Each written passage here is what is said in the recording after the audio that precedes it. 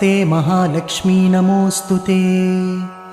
नमस्ते गरुडारूढे कोलासुरभयङ्करी सर्वपापहरे देवी महालक्ष्मी नमोऽस्तुते। सर्वज्ञे सर्ववरदे सर्वदुष्टभयङ्करी सर्वदुःखहरे देवी महालक्ष्मी नमोऽस्तुते। सिद्धिबुद्धिप्रदे देवी भुक्तिमुक्तिप्रदायिनी मन्त्रपूते सदा देवी महालक्ष्मी नमोऽस्तुते। आद्यन्तरहिते देवी आदिशक्तिमहेश्वरी योगज्ञे योगसम्भूते महालक्ष्मी नमोऽस्तुते।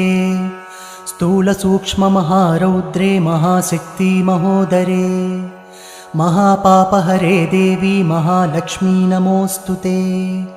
पद्मासनस्थिते देवी परब्रह्मस्वरूपिणी परमेशी जगन्